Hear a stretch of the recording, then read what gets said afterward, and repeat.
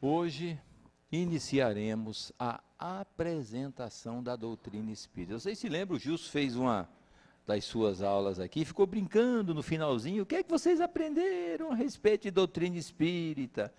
Muito pouco ou nada, aí alguns falaram, muito, e aí ele falou, nada, porque nós só falamos de movimento espírita. Porque doutrina espírita é aquilo que ele comentou, e que está naquele folder da FEB, e que caracteriza que é o que está contido nas obras básicas. Isso é doutrina espírita. E hoje iniciaremos a apresentação das obras básicas, iniciando pelo Livro dos Espíritos. E por uma parte de O Livro dos Espíritos, que normalmente as pessoas não gostam de ler. Dificilmente as pessoas leem introdução de livros, porque acham que introdução é algo que a gente pode deixar para lá e vamos ler o que está de importante no livro, vamos partir para o capítulo 1º. Mas a introdução de O Livro dos Espíritos nos traz esclarecimentos valiosos. E antes de iniciar as 4 partes, nós passaremos por ela, vendo especificamente o resumo da doutrina espírita, que é a parte, o item 6 da introdução. Então, vejam, a introdução ela é ampla. Kardec trata 17 itens na introdução de O Livro dos Espíritos. Ele fala sobre espiritualismo e espiritismo, as diferenças, o porquê da palavra espírita e espiritista, e espiritismo. Fala sobre a questão da alma, do princípio vital. Fala para aqueles de boa fé, o campo dos fenômenos, influência dos médiuns. Vejam, são muitos assuntos. Mas nós ficaremos só nesse que está em amarelo, que é o item 6. Resumo da doutrina espírita. E vocês vão ver quanta coisa tem no resumo da doutrina espírita. São 32 tópicozinhos que Kardec desenvolve ali, abordando informações variadas das ideias que compõem esse conjunto de elementos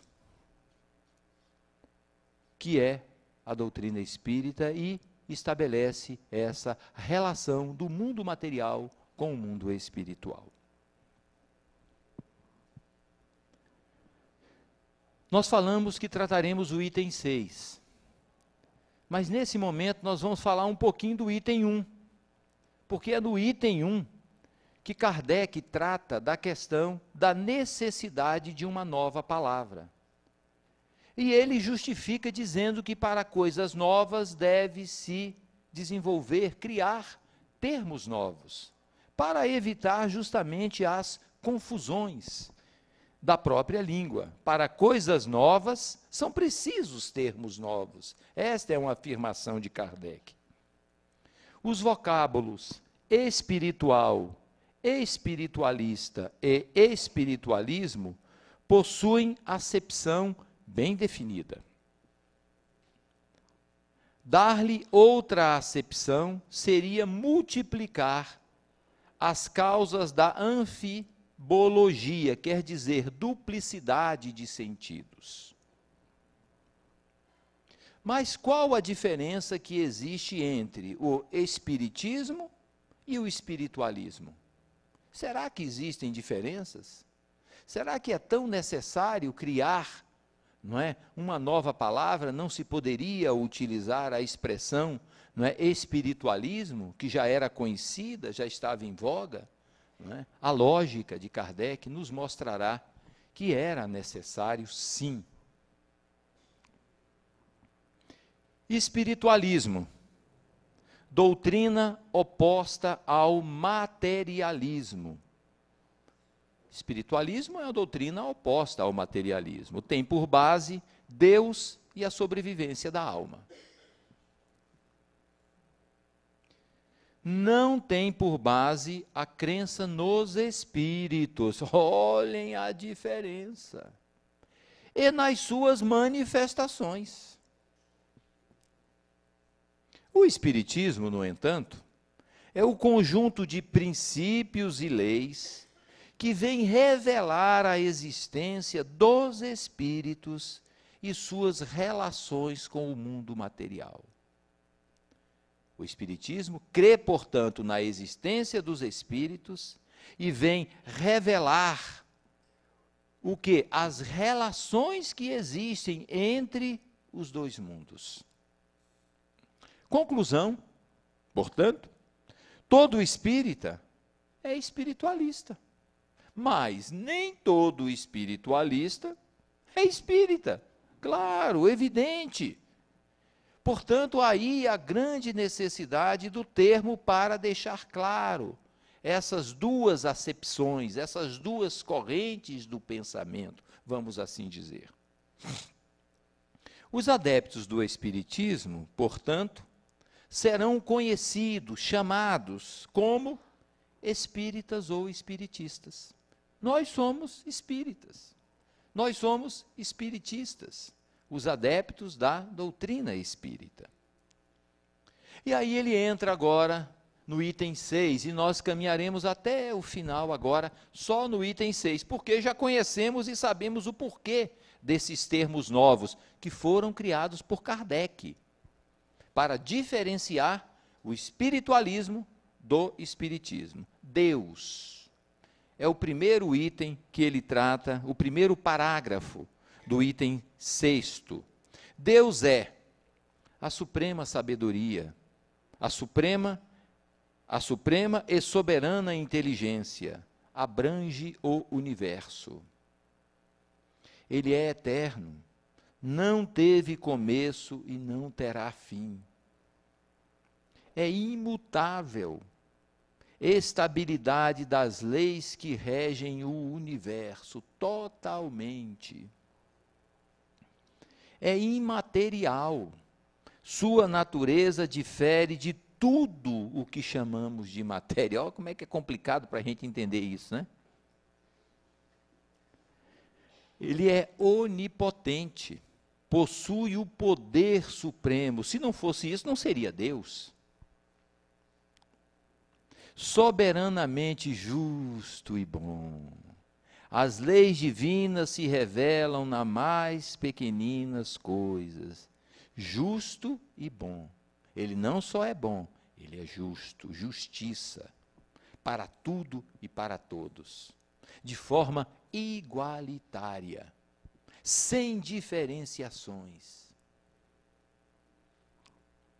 infinitamente perfeito. Impossível conceber-se Deus sem o infinito das perfeições. Único, consequência da infinita perfeição. Porque se houvesse outro, ele já deixaria esta característica. Criou o universo e todos os seres, sejam eles animados ou inanimados, materiais ou imateriais. Tudo que existe no universo é criação de Deus. A constituição dos mundos é um outro tópico abordado nesse item 6. O mundo espírita é invisível e está composto dos seres imateriais, portanto, dos espíritos. É o mundo normal, vejam bem, é o mundo normal, primitivo, eterno e sobrevive a tudo. Normal, ele é o primeiro, ele sobrevive a tudo, ele é eterno, ele não se acaba.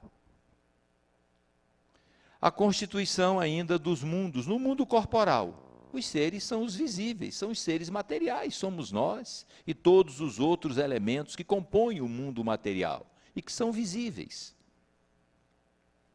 É um mundo secundário, o nosso mundo é secundário, o normal e primitivo é o mundo espiritual.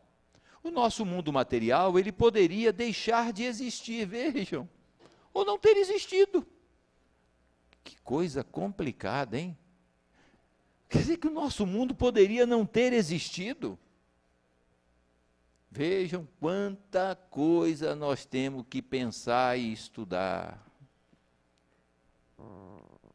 É por isso que Kardec, em uma das partes da introdução, ele comenta que se para formar um médico medíocre são necessários muitos anos de estudo, para o conhecimento da doutrina espírita é impossível fazer no intervalo de tempo pequeno. Daí a necessidade do estudo contínuo.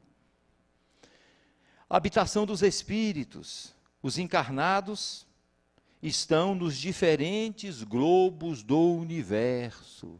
Nós já comentamos isso aqui diversas vezes nas nossas aulas anteriores. Todos os globos do universo são habitados. Capítulo 3º do Evangelho segundo o Espiritismo.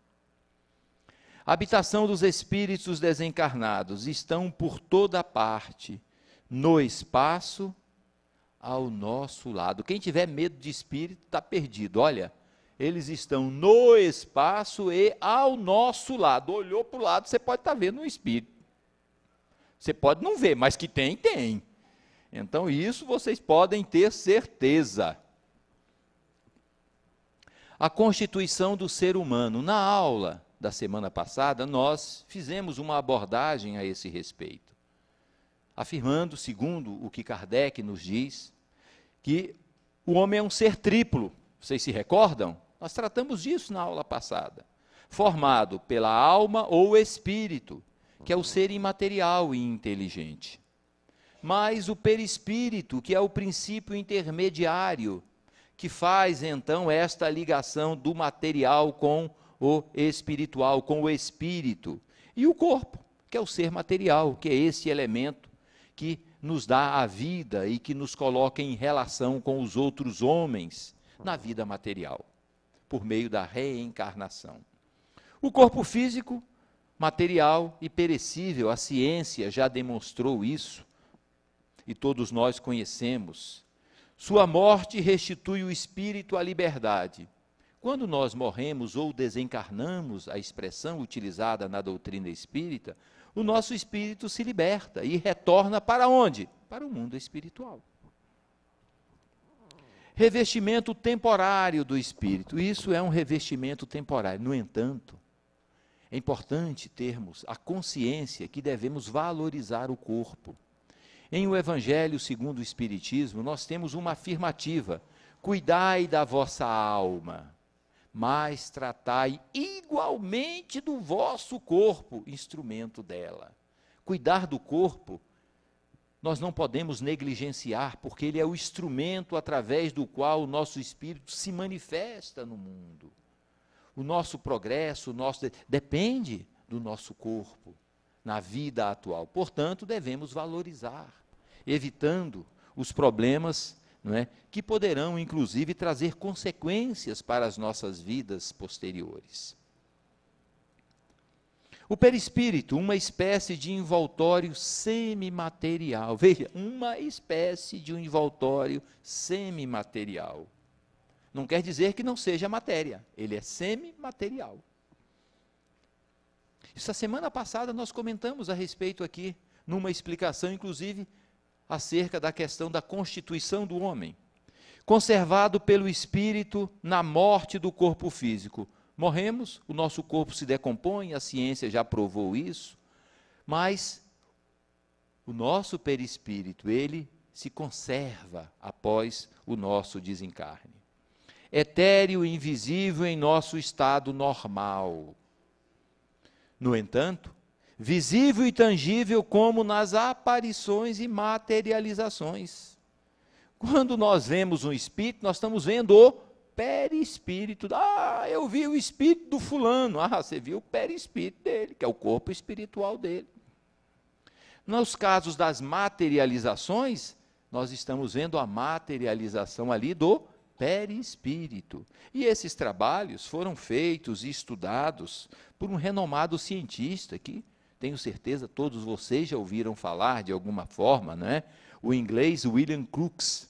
Ele estudou o espírito de Kate King, fazendo uma série de análises, pesando, medindo, vendo temperatura, peso e tudo mais. Ele foi fazer isso como um pedido da rainha da Inglaterra para provar que a doutrina espírita não era verdadeira. E com o seu estudo ele chegou à comprovação da realidade das ideias, do mundo espiritual e da existência dos espíritos. Tudo isso está documentado no livro Fatos Espíritas, de William Crookes, editado pela Federação Espírita Brasileira. O espírito, portanto, não é, como muita gente pensa, uma fumacinha, uma coisa abstrata, indefinida, não é? Um Gasparzinho da vida. Não, o espírito não é isso, não.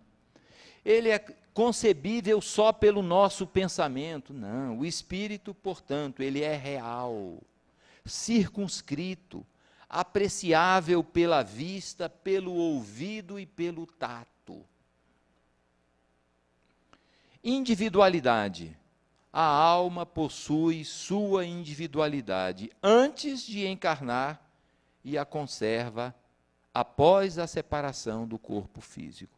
Quando nós desencarnamos e retornamos ao mundo espiritual, nós conservamos a nossa individualidade.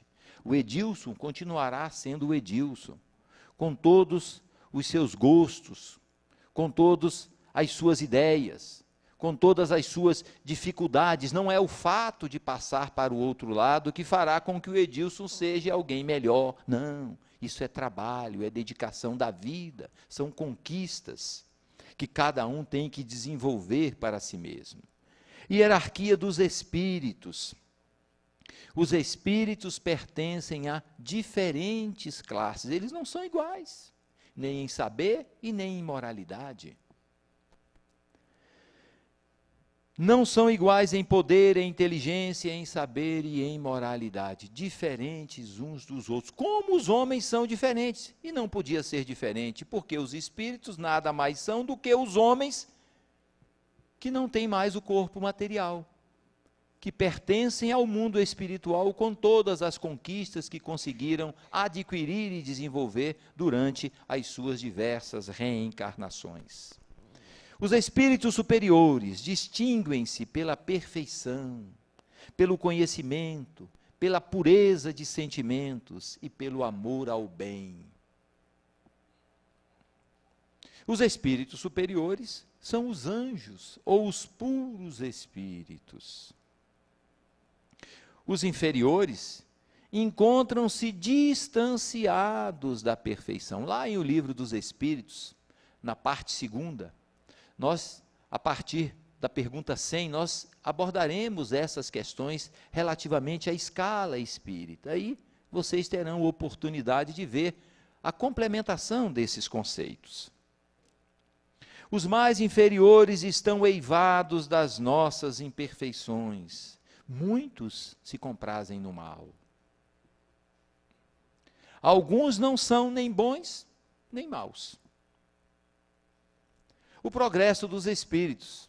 Já foi comentado aqui, todos nós fomos criados simples e ignorantes e com um determinismo, um único determinismo, o do progresso. Todos nós, um dia atingiremos o progresso, de simples, imperfeitos, a bons e a espíritos puros. Essa é a nossa caminhada. É evidente que cada um acelera ou retarda de acordo com as suas opções, de acordo com o seu livre-arbítrio. Mas esse é o caminho pelo qual todos nós trilharemos o nosso progresso. Pela reencarnação passam os espíritos pelos diferentes graus da hierarquia espírita. Retorno ao mundo espiritual, o que todos nós um dia faremos, é inevitável. Deixando o corpo físico, a alma retorna ao mundo dos espíritos, onde aguarda nova encarnação. Passamos para lá, em função das nossas necessidades e pela necessidade contínua do progresso, retornaremos ao mundo material. E lá permanecemos aguardando este retorno. Todos nós temos tido muitas encarnações e teremos ainda outras. Na Terra ou em outros mundos. Isso aqui nós comentamos já, inclusive, né? Questão da transformação da própria Terra, não é? Aqueles que ficarão, aqueles que serão levados a outro. Então, isso é a lei do progresso. E nós, fatalmente, estamos inseridos nestes processos. Encarnação dos espíritos sempre será na espécie humana, nunca no corpo de um animal. Muita gente tem dúvida relativamente a isso. Pode um espírito reencarnar num corpo de... Não. Depois que o espírito atinge a condição hominal, ele sempre reencarnará na espécie humana. Nunca retrogradará para reencarnar no corpo de um animal. Nossos defeitos e qualidades são as do espírito que está encarnado em nós, claro. Nós refletimos aquilo que nós somos. Eu queria conhecer o meu passado, fazer uma regressão, basta olhar para você mesmo, você já vai saber o que é que você foi. Os reflexos das suas ações refletem o espírito que está encarnado em você. Por quê? Nós somos, não é? Uma conquista, não é? Que se passa por diversas reencarnações e a cada uma delas refletimos isso no nosso corpo físico. A pessoa perversa é a encarnação de um espírito perverso. A pessoa de bem, a encarnação de um bom espírito. Consequentemente, e de uma forma bastante clara. Ação dos espíritos exercem ação incessante sobre o mundo moral, o mundo físico, sobre os nossos pensamentos e também sobre a matéria.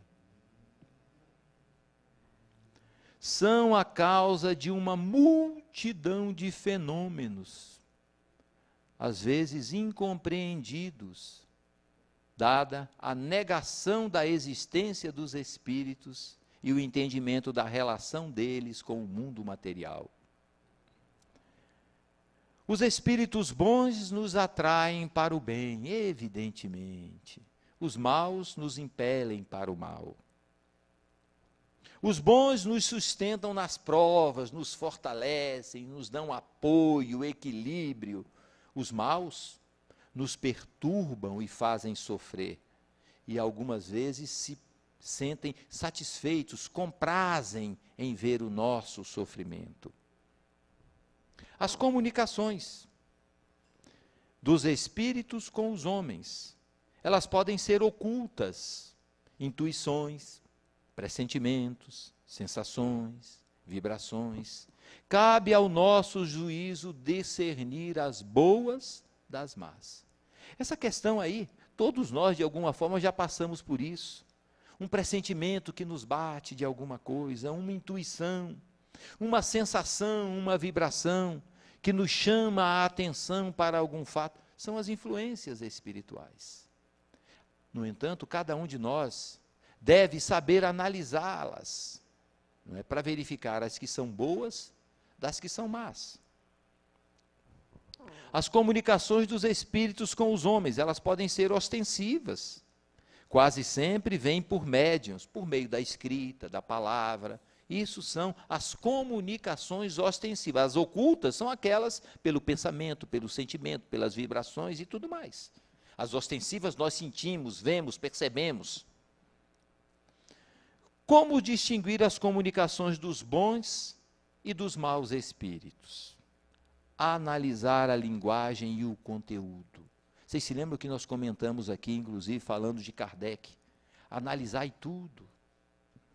Tudo. E foi assim que Kardec trabalhou.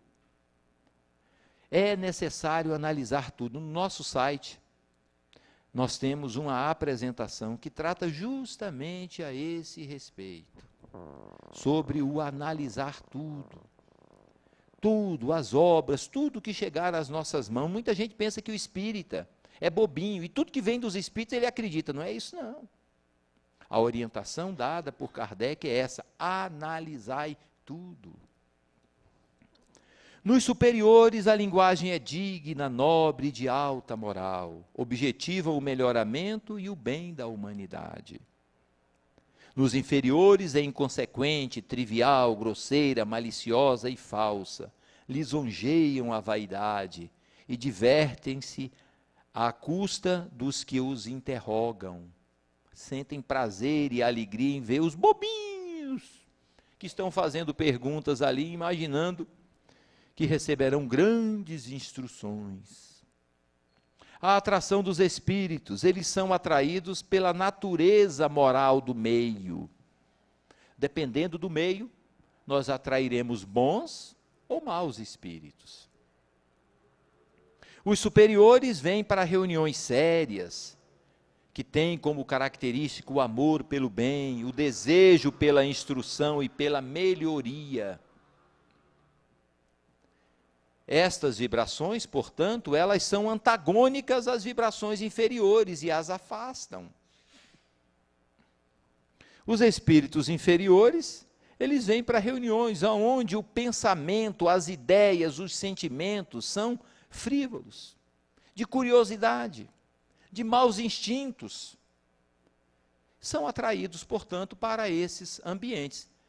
Atraiu espíritos dessa natureza, evidentemente, os bons não estarão se aproximando para participar desse tipo de atividade.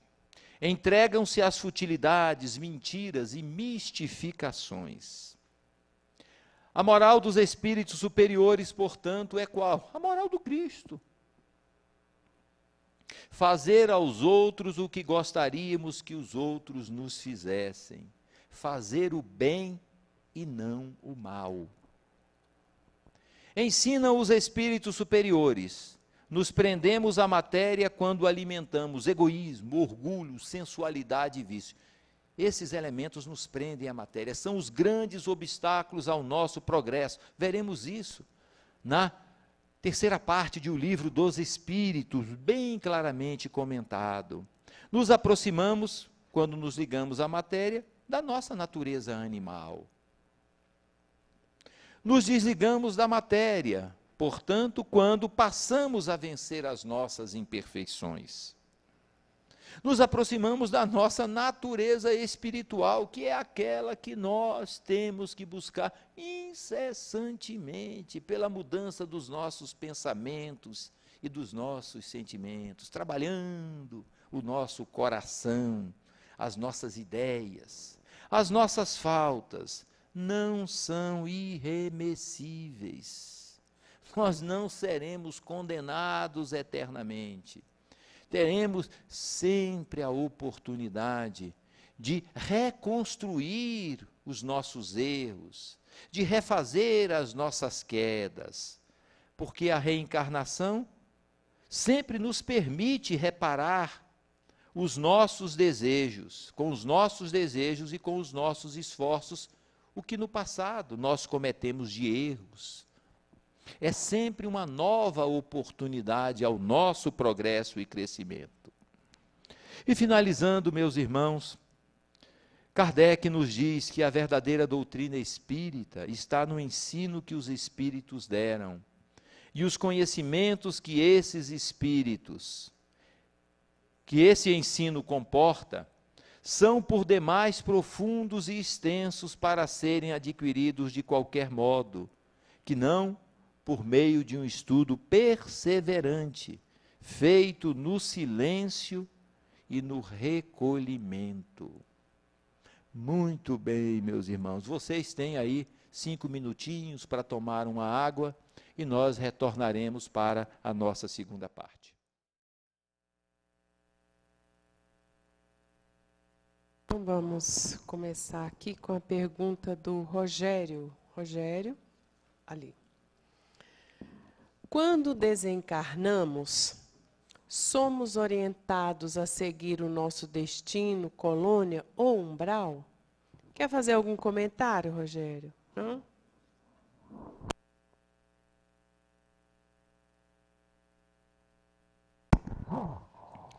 Quando nós desencarnamos, nós somos atraídos automaticamente para o meio ao qual os nossos pensamentos comungam. Se os nossos pensamentos estão numa faixa de ideias, de princípios, de ideais, no campo do bem, nós seremos atraídos para ambientes dessa natureza. No entanto, Se durante a nossa vida alimentamos pensamentos, né, de inveja, de intriga, pensamentos ligados aos vícios das mais diversas formas, seremos atraídos para ambientes condizentes com o padrão dos nossos pensamentos. Por quê? Quando nós desencarnamos, nós não deixamos de ser aquilo que nós éramos aqui. E este processo de atração é um processo natural. A atração é um processo natural que existe no universo. E nós somos sempre atraídos de acordo com o nosso pensamento. André Luiz, na obra Nos Domínios da Mediunidade, particularmente no capítulo 15, ele faz uma abordagem muito interessante, tratando desta linha de pensamento e chamando a atenção para esse aspecto, de que os nossos pensamentos nos atraem e quando desencarnamos somos atraídos pela natureza deles. Portanto, é o processo natural.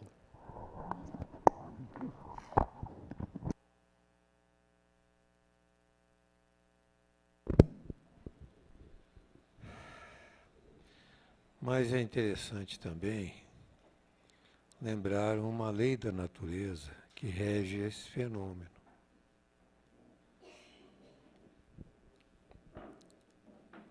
Uma lei física, peso específico. Quando a gente desencarna, em virtude disso que o Edilson falou, nossos pensamentos, o que nós fizemos nessa vida, o que nós alimentamos de emoções, sentimentos, paixões, etc.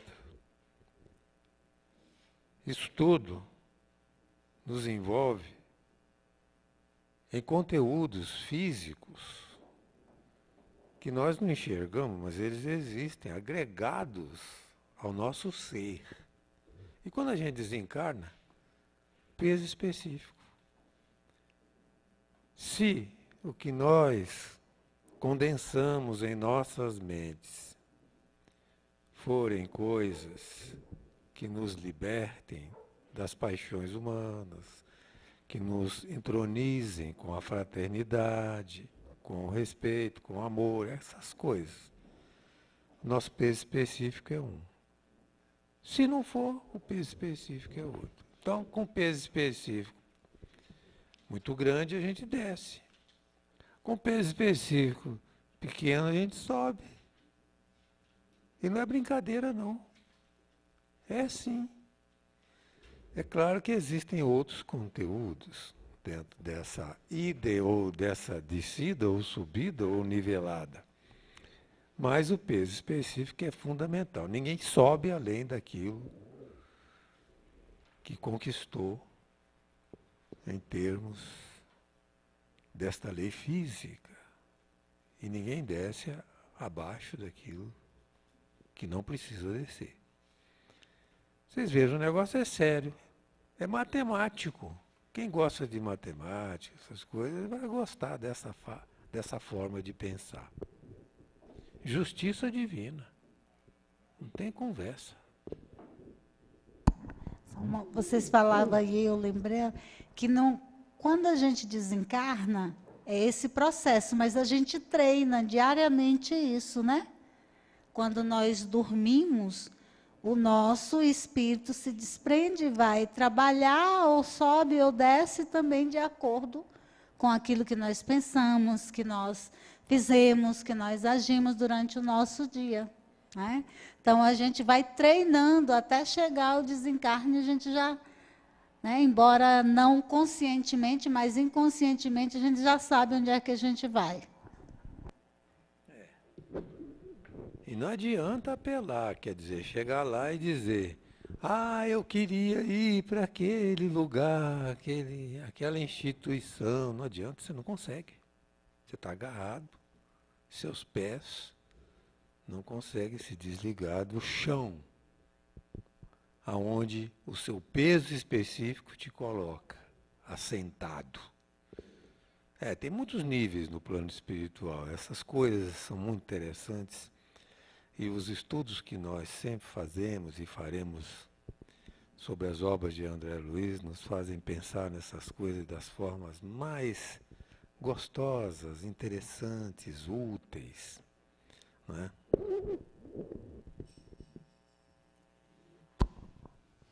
Sandra. Então vamos lá. O perispírito conserva a aparência do ser material? Quer completar a pergunta, Sandra? Não? Oi? Tá, consigo, com certeza. Obrigada. Uma das características do perispírito é essa capacidade de ser moldável, digamos assim, pelo pensamento do espírito.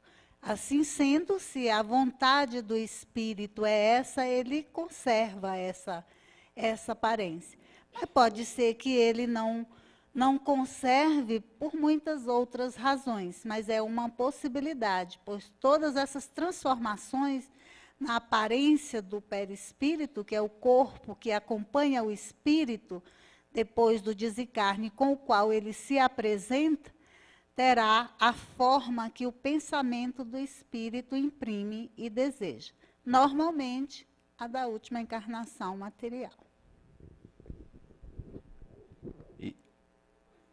É escrito, a perguntinha sempre escrita, tá bom? Você pode pedir o papelzinho de novo e fazer a sua complementação, tá bom?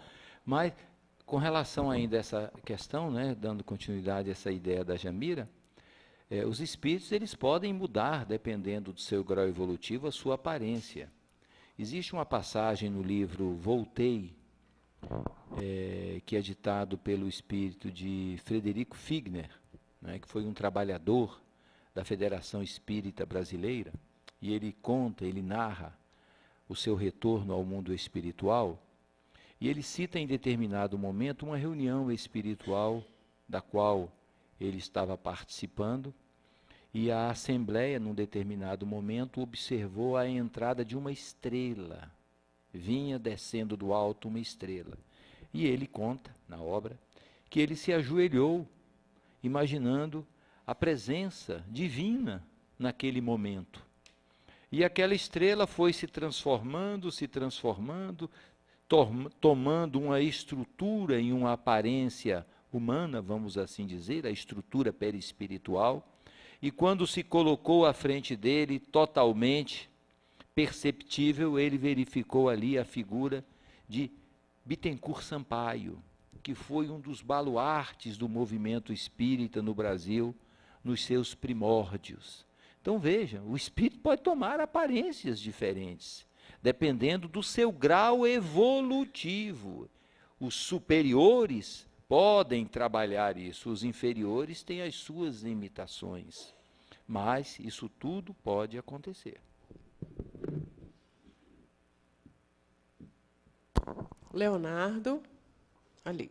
Leonardo fez duas perguntas. A primeira: até que ponto a reencarnação é uma obrigatoriedade? Se o espírito não quiser, ele é obrigado a reencarnar? Quer comentar essa pergunta, Léo?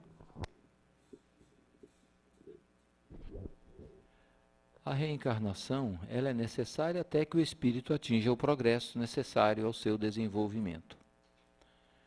Se o espírito, não deseja a reencarnação, e existem casos como esse, porque não é porque passou para o outro lado, não, que o espírito entende o que é reencarnação, não, gente. A coisa não é assim, não. As pessoas, passou para o outro lado, ele sabe o que é reencarnação. Não sabe. Existem casos em que a justiça divina, agindo em benefício daquele espírito, propicia a ele reencarnações que são compulsórias, mesmo sem a sua vontade, mas pela necessidade que ele tem de retornar à carne para trabalhar o seu progresso.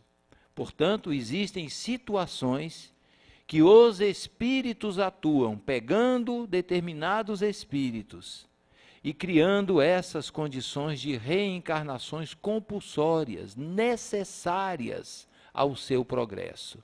E as reencarnações ocorrerão sempre de acordo com a necessidade do progresso do espírito.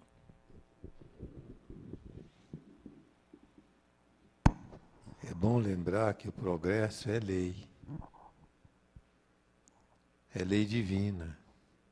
É lei da natureza. Então, o homem conhece essa lei observando a natureza. Por exemplo, a evolução das espécies. De todas. Então nós estamos vendo, é lei divina, tudo modifica-se, se transforma, morre para renascer, renovar-se e crescer. Essa é uma lei da natureza, então não tem como parar. Isso não é possível.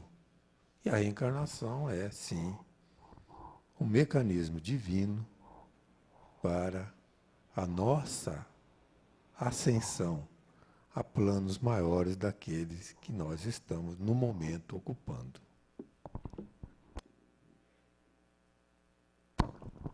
Então vamos à segunda. Ele comenta que notou nas obras de André Luiz espíritos que trabalham para acumular bônus horas, para ter a oportunidade de reencarnar. Então, a reencarnação é também merecimento? Quer comentar, Leonardo? O negócio não é fácil não, meu irmão. Imagina o plano de uma reencarnação. Você não pode reencarnar em qualquer lugar, com qualquer um, etc. Nós temos que reencarnar nos meios em que nós temos compromisso. Ou seja, isso envolve um planejamento de vida de muitos espíritos relacionados aos nossos interesses, às nossas simpatias e antipatias, aos nossos débitos e aos nossos créditos. Nós não podemos estar nascendo em qualquer lugar, de qualquer jeito. Por isso é que se diz, é o que os espíritos dizem e a gente não acredita, nós estamos no lugar certo. Deus é capaz de fazer isso, sim, nos colocar no lugar certo. Todos nós. Ah, mas eu não gosto da minha mulher, eu não gosto do meu filho, não gosto do meu pai, eu não gosto da minha mãe, eu tenho ódio desses. Mas você está nascendo no lugar certo para poder resolver os problemas que estão pendentes na sua existência.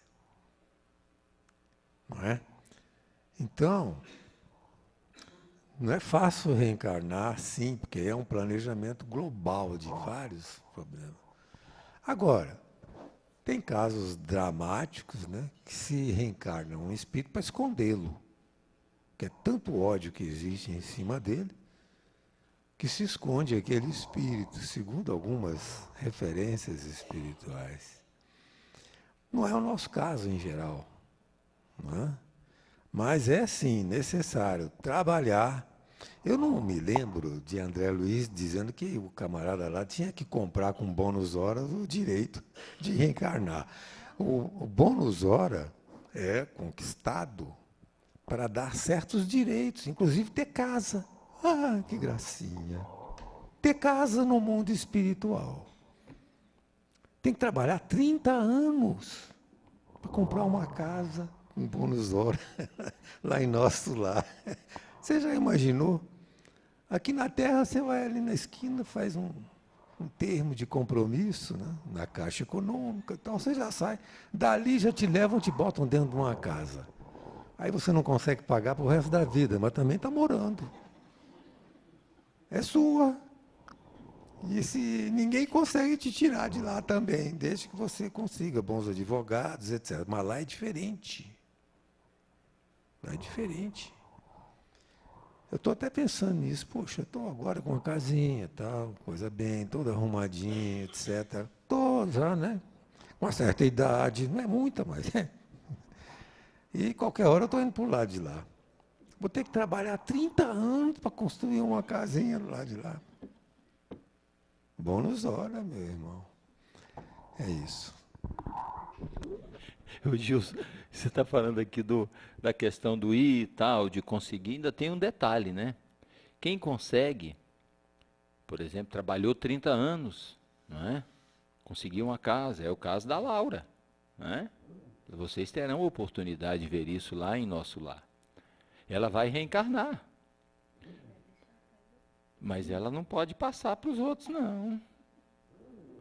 Os outros têm que trabalhar para conseguir. Lá não existe formal de partilha, não. Aqui quando o sujeito morre, os filhos já estão pensando, vamos fazer o inventário para ver o formal de partilha. Lá não existe isso, não. Quem quer tem que trabalhar. É a lei do trabalho. E nós teremos a oportunidade de ver isso no Livro dos Espíritos, a importância que essa lei do trabalho tem na nossa vida. Não só na vida material, mas na vida espiritual.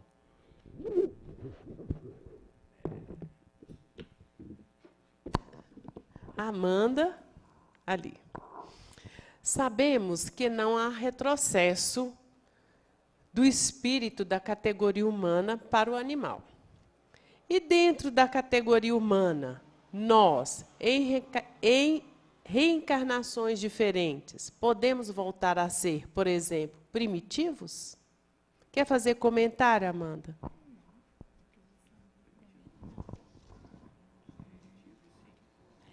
Você pode voltar a nascer num grupo de seres primitivos para ajudar aquele grupo, mas o seu espírito ficará sempre com as conquistas adquiridas. Você será um membro daquele grupo diferenciado, né?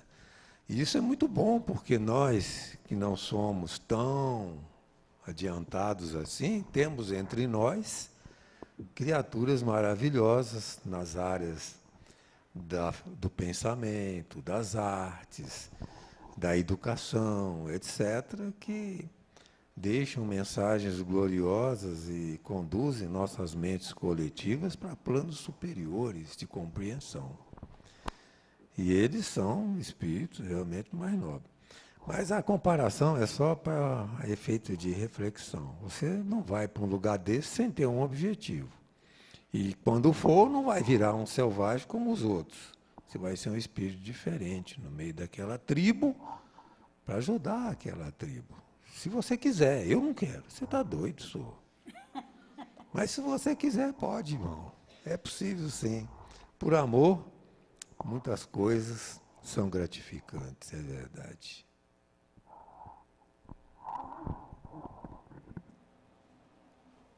Fátima? Lá.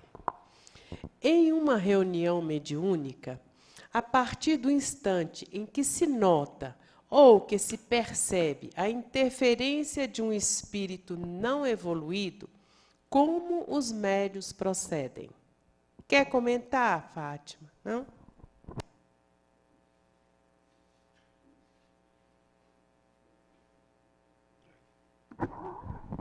Eles são nossos irmãos. Se não são evoluídos, vamos fazer eles evoluírem. Dizer a palavra certa, etc, etc. Mas eu sei muito bem que a pergunta está com uma ideia que não está bem esclarecida, né? 1000 opções podem acontecer num caso desse. Uma coisa é ajudar o espírito, para ele crescer, esclarecendo, iluminando a sua mente. Outra coisa é ajudar esse espírito que está sofrendo, é ignorante, coisa, mas está sofrendo. Pode, não? Então, uma forma de auxiliar vibratoriamente, através não só de argumentos de palavras, mas de sentimentos. É mais difícil, não é? Muito mais difícil você ter sentimento. Nós vamos estudar na série André Luiz coisas muito interessantes a respeito disso. Espíritos magnetizadores poderosos, chamando um espírito feminino cheio de amor, porque naquele problema que eles estavam atendendo, não bastava o conhecimento, a tecnologia da ciência magnética no mundo espiritual. Precisava de amor no coração. Então, 1000 opções. Apareceu alguém nesse estado diferenciado tal, é porque houve, de alguma forma, permissão para que isso acontecesse. É para que se resolva algum tipo de problema ou que se preste algum tipo de auxílio. Mas tem muitas outras considerações, viu, que eu não vou fazer, porque, inclusive, nós vamos estudar um pouquinho na apresentação do Livro dos Médiuns.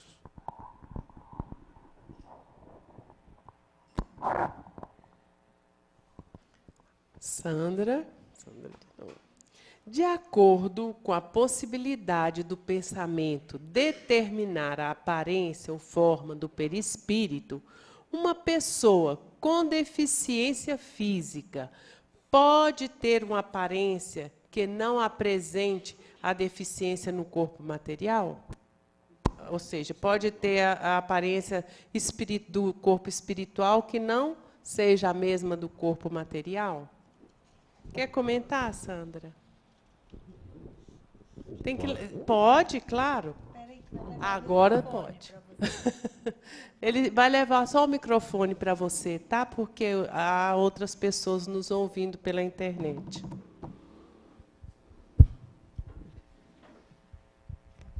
A minha pergunta é muito específica, desculpe tentar interromper da outra vez, é porque eu tive uma filha deficiente, com deficiência física, uma doença degenerativa. E essa criança já faleceu. E os sonhos que eu tenho com ela nunca são na forma... quando eu falo de forma...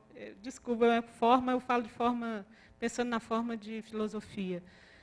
Aí, eu nunca sonhei com minha filha na aparência que ela tinha no corpo material. É sempre de outra forma, correndo, assim, coisas assim, muito livre para a concepção que ela tinha aqui na Terra, de muito limitada. Então, assim, eu fico, isso me confunde às vezes. Eu fico inculcada com isso, vamos dizer.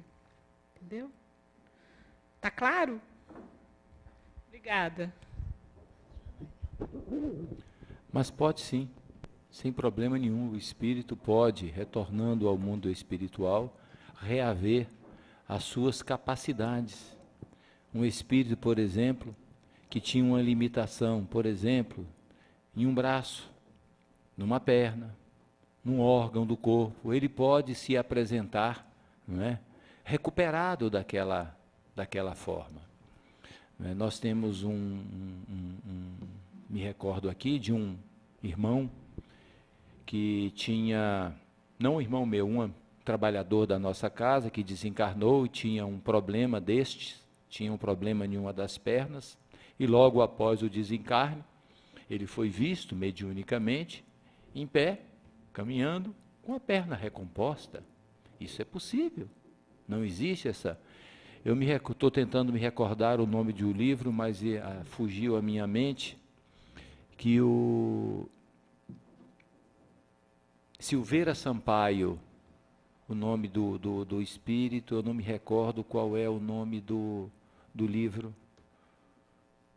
não me recordo, fugiu a minha memória. Mas nesse livro tem uma comunicação, não é, tratando de uma entrevista. Ele fez, o Silveira Sampaio foi um jornalista brasileiro, e ele faz algumas entrevistas depois que desencarna no mundo espiritual. E uma delas ele faz com Noel Rosa. Noel Rosa, ele tinha um problema no queixo que foi decorrente do seu nascimento.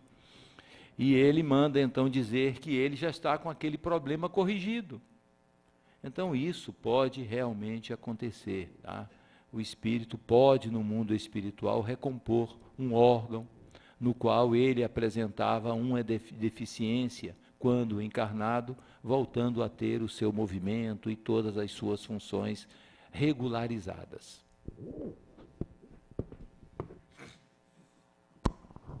Cristiano, ali. Existem espíritos inferiores que têm um grau de conhecimento elevado, chegando perto de um espírito já evoluído? Quer comentar, Cristiano? Não?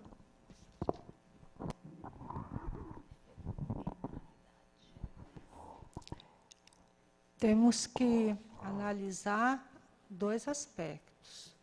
Evolução intelectual é um aspecto importante para o espírito.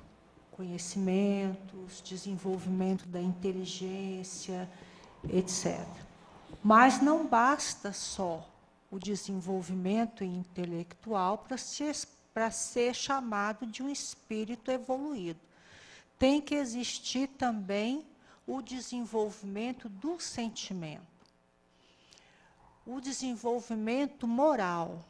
Hoje nós vemos na psicologia as várias inteligências já detectadas e que precisam ser desenvolvidas pelo ser humano. Não só mais a inteligência, o QI, a inteligência intelectual, mas a inteligência emocional, a inteligência espiritual, a inteligência moral também.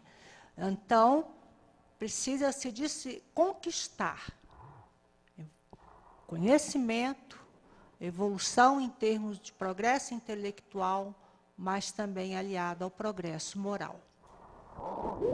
A pergunta dela tratava da questão de se o espírito inferior podia ter a evolução intelectual. Pode sim. A questão do espírito ser inferior não quer dizer que ele seja burro ou sem capacidade intelectual, não. Os espíritos inferiores são inteligentes e muitas vezes têm conhecimento muito superiores aos nossos. As obras de André Luiz deixam claro mostrando isso. Eles possuem autoconhecimento no campo do magnetismo para agir nos processos de obsessão, de influenciação. Conhecem os campos da ciência, se foram estudiosos aqui dessa área, mas aplicaram isso para o campo de forças negativas, do erro e tudo mais. Então é possível sim o espírito não ter um grau evolutivo, mas ter conhecimento intelectual das ciências e tudo mais. Esse assunto é desenvolvido no Livro dos Espíritos, por Allan Kardec, perguntando aos espíritos, na questão 100, a escala espírita. Ali você vai ter belas e objetivas respostas a respeito da questão formulada.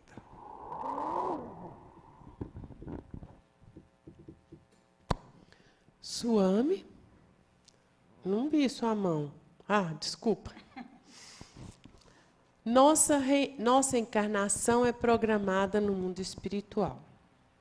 Nosso desencarne também é programado por nós e pelos outros espíritos? Está tudo programado?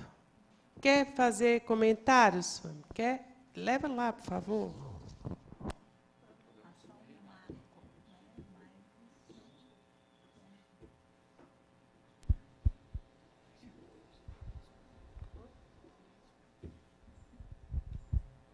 Antes de encarnar, a gente se reúne com outros espíritos, né, que são mais elevados, e determinam o momento da gente encarnar, pelo pouco que eu sei, também, se não for, vocês me corrijam. E o desencarne também é programado, uma vez que a gente sempre ouve, quando alguém desencarna, aí parece que a pessoa sentiu, uma semana antes ela se despediu de uma maneira diferente, ou ela organizou todas as coisas dela. Então, eu queria saber assim, se antes de encarnar, a gente já sabe, né, o momento que a gente vai desencarnar, como, por quê. Eu tenho essa dúvida. Porque, assim, parece que inconscientemente a gente sabe quando vai desencarnar.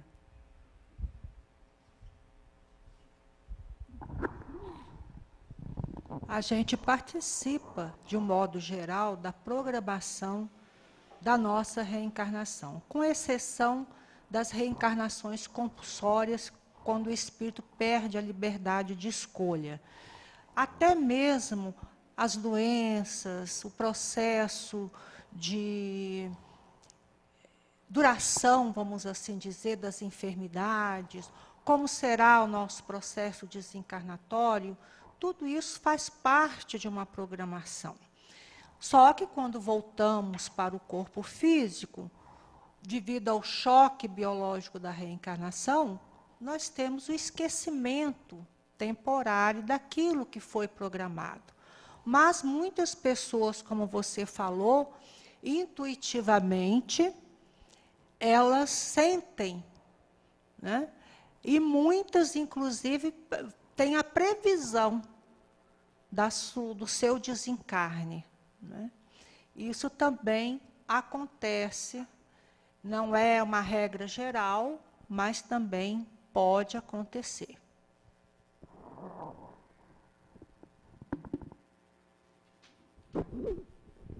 Só estou me lembrando aqui, existe esse planejamento geral, como a Rosemary falou. No entanto, quando nós encarnamos, nós podemos dar curso à nossa vida fazendo alterações em função das nossas ações. Não é? Por exemplo, o uso indevido de determinados aspectos, não é? A questão das bebidas, os vícios, não é? E até hábitos que são ligados à nossa natureza. Existe um caso citado por Humberto de Campos, do irmão Belarmino Bicas. Eu não me recordo quantos anos ele reduziu da sua existência, mas ele descreve na obra por o que ele determinou de exasperações desnecessárias, nervosismo, impaciência, etc, etc, etc. Quando ele chegou do outro lado, ele verificou que ele tinha, dentro do seu plano reencarnatório, um período maior. E, em função da sua natureza, ele acabou restringindo, reduzindo tudo isso. Portanto, nós podemos, né, quando encarnados, fazer algumas mudanças. Né? Então, tudo isso acontece. Existe um plano geral, mas nós temos o nosso livre-arbítrio, que acaba influenciando em todos esses pontos. Nesse aspecto que o Edilson lembrou, tem um aspecto do suicídio também. Não só do suicídio indireto, que é o caso que ele citou, mas do suicídio direto, que a pessoa interrompe a sua programação espiritual, dando cabo da sua vida. Né? É uma forma de mudar aquela programação que foi realizada no plano espiritual.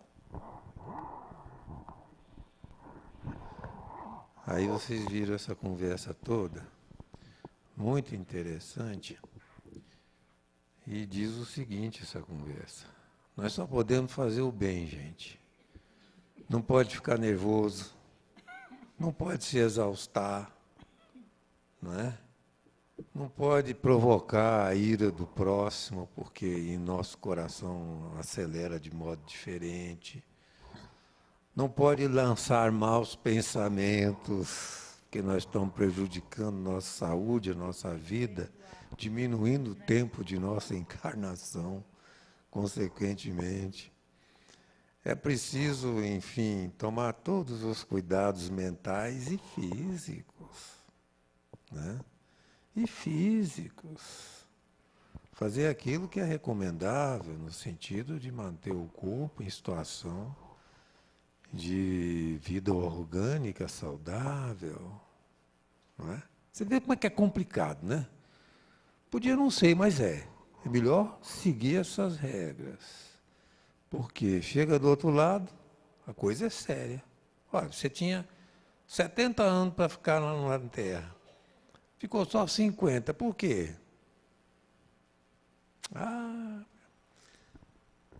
Porque bebi demais, comi demais, né? Fiquei nervoso no trânsito muitas vezes. Aquilo me matava de raiva. Matou mesmo. Matou, cara. Entendeu? Eu digo sempre, eu no trânsito sou uma tranquilidade. Minha mulher que o diga. Ela já encomendou minha alma muitas vezes por causa disso. Andréia fez duas perguntas. A primeira é a seguinte: Reencarnamos sempre na mesma família?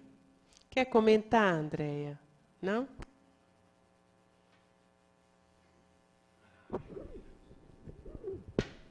Não necessariamente.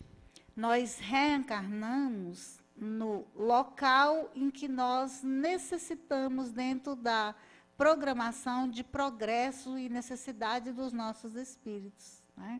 A família consanguínea, ela tem um objetivo de nos possibilitar a gente trabalhar e ampliar a nossa família espiritual. Então, você pode encarnar e aprender um pouco com a necessidade de uma família agora, mas você já pode ter ampliado essa sua família espiritual de forma que você poderá ter outros aprendizados reencarnando em um outro núcleo.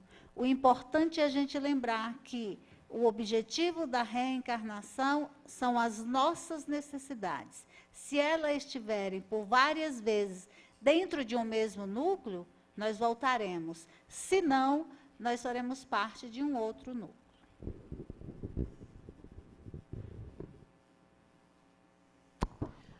A outra pergunta da Andréia é a seguinte: as orações que fazemos aos nossos entes ajudam no processo de evolução do espírito? Quer comentar essa, Andréia? Não?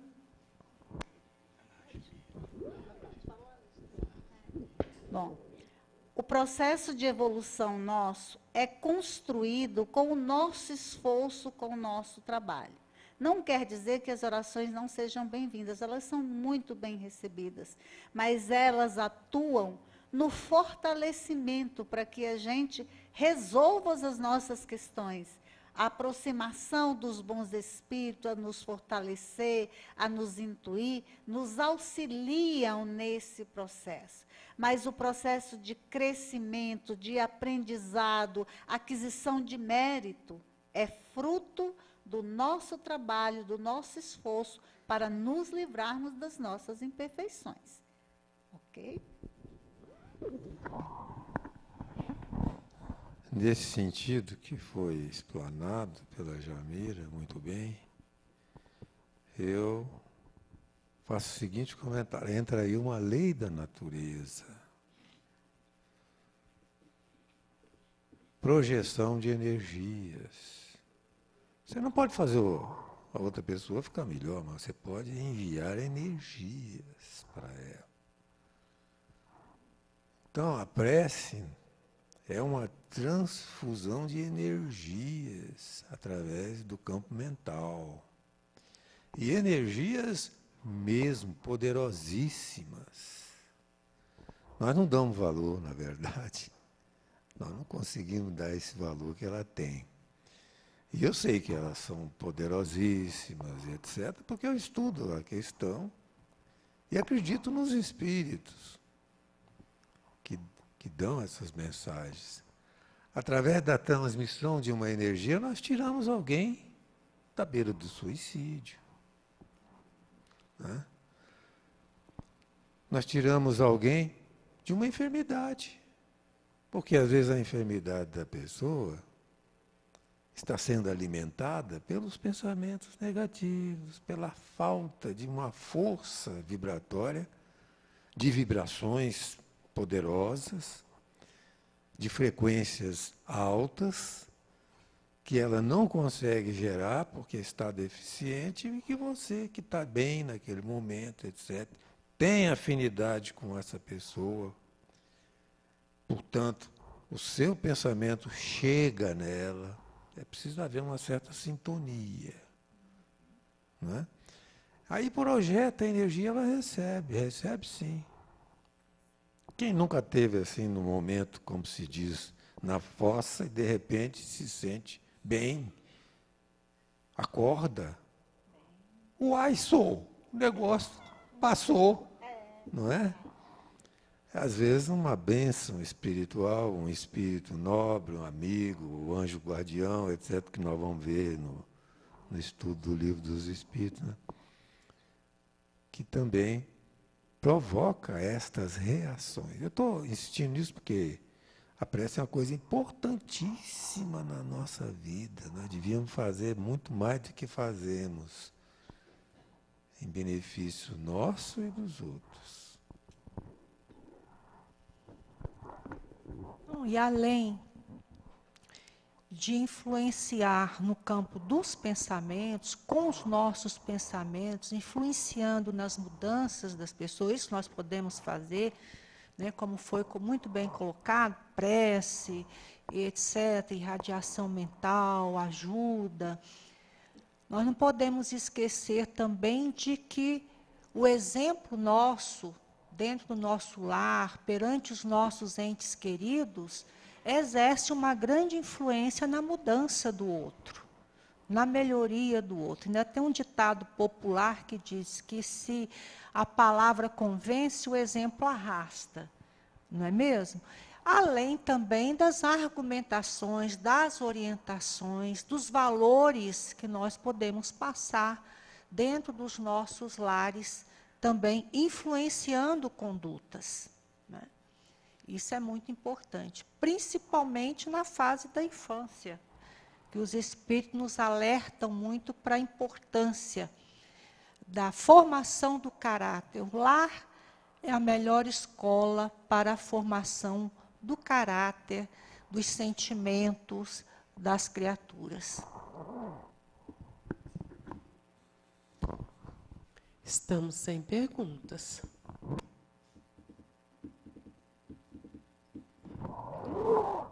Já que está sem pergunta, vamos voltar para aquela primeira, do peso específico. Desencarna e depende do peso específico para subir ou para descer, né? A madeira dentro da água geralmente boia, embora tenha umas famílias de madeira que descem, né? Peso específico é coisa séria. Então eu aproveito para perguntar para a Rose, né? O que você acha do seu peso específico, Rose? Oh, meu Deus, meu peso específico. Físico, eu já sei, né? Agora, o meu peso espiritual, vibratório, olha, é algo que a gente pode pensar, refletir e tentar mudar. E é possível, através das mudanças das nossas vibrações, dos nossos pensamentos. Porque o perispírito, ele evolui com o espírito. Nós vimos aqui, foi colocado, que o perispírito é subordinado ao pensamento, à mente do espírito. Então, a mente do espírito influencia também na evolução do perispírito, diminuindo o seu peso, a sua densidade, influenciando na sua cor, nas suas possibilidades e tudo mais. Aí, a gente procurando melhorar, se melhorar moralmente, espiritualmente, enriquecer de valores os nossos pensamentos, tudo isso está influenciando o nosso perispírito, dando a ele mais leveza, mais possibilidades, menos peso, né? Então, vamos cuidar agora. Quanto que o meu perispírito deve estar pesando, eu não sei, não. Mas foi isso que eu perguntei, ué. Ela fez um discurso bonito, né? A teoria do peso específico, mas não disse qual o peso específico. Levinho tá, Gilson. Você acha? Levinho deve estar. Ah, não, né? Levinho não deve estar, né? Devido ainda às minhas imperfeiçes. Mas eu tenho esperança que até eu desencarnar, eu consigo diminuir um pouquinho o peso dele. Né? Me esforçando mais pela minha melhoria. Tem a opção de fatores que mexem com o peso específico. Um desses fatores é a dor, meus irmãos, que nenhum de nós quer. Quando nós sofremos, nós diminuímos nosso peso específico. Por isso é que os espíritos falam, e pouca gente acredita, né, que a dor é a solução dos nossos problemas, muitas vezes, para que o nosso espírito possa se desvincular de certos vínculos que o prendem às circunstâncias, coisas, etc., para libertá-lo, para que ele possa ascender a planos maiores. Mas, meu nobre amigo, aí ainda você vê, ainda aí a gente fica, não é, tendo que fazer análise, porque existem complicações. Porque aí nós temos que saber sofrer. Porque dependendo de como nós assimilamos esse sofrimento, nós podemos só estar aumentando o nosso peso específico também. Então não é só sofrer, é saber sofrer. Esse é outro assunto. O sofrimento não é válido quando a gente procura o sofrimento. Mas quando ele acontece de forma irresistível, temporão, que você não pode evitar. Né? E nós todos somos sujeitos a isso. Inclusive, todos vamos desencarnar, né? E geralmente é na base da doença, da destruição do corpo, etc. Então, na questão do peso específico, fica esta, vamos dizer assim, luz. O sofrimento, quando não é provocado por nós, mas quando nós recebemos, é uma forma de diminuir o nosso peso específico. Eu não quero, ninguém quer, ninguém deve procurar. Não é lei de Deus sair procurando sofrimento. Pelo contrário. Mas quando ele vem, é bom lembrar, né? Porque se a gente não pode evitar, vamos lembrar. Alguma coisa acontece dentro dos quadros da justiça divina que nós devemos aceitar e aproveitar uma luz que vem com essa noção.